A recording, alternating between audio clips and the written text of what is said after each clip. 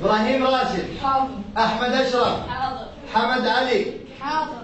أحمد سعد. حاضر.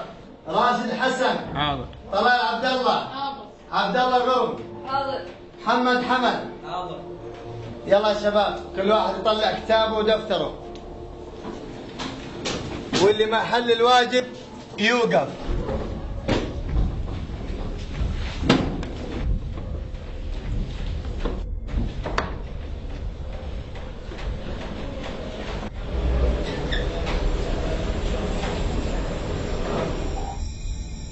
عموما لا تشيل هم يا ابو محمد، وباذن الله اي طالب يدخل من باب المدرسه بينتقل من كرت العائله عندك لكرت العائله عندي، وهو بمسؤوليتنا باذن الله يا ابو محمد، لا تشيل هم. الله يعطيك العافيه ويسلمك ان شاء الله مقدم. اهلا وسهلا.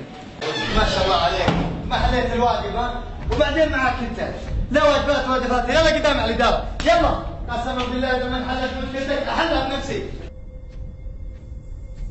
قدام الاداره، وقف عندك. ايش في يا استاذ محمد؟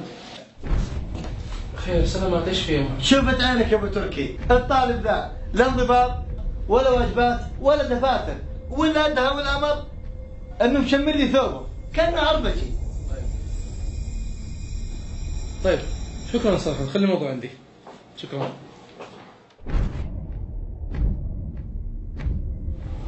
اجلس.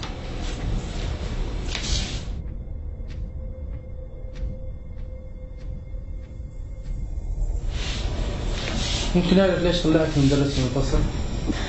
أستاذ ما جبت واجب للمرة الثانية أستاذ. ليش ما حليت الواجب للمرة الثانية؟ أستاذ نسيت مشتري دفتر جديد يا أستاذ. دفترك القديم وين؟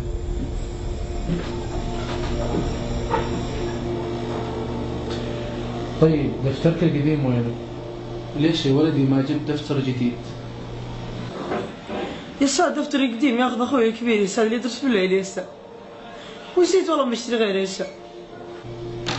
بعدين ليش كذا لابس لبس ناس أكبر منك؟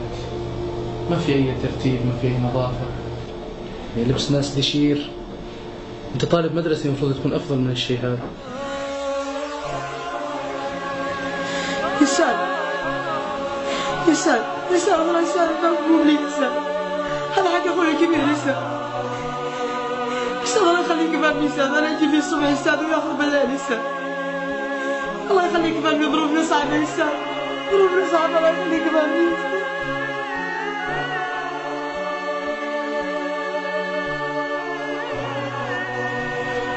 طيب ما عندي مشكلة.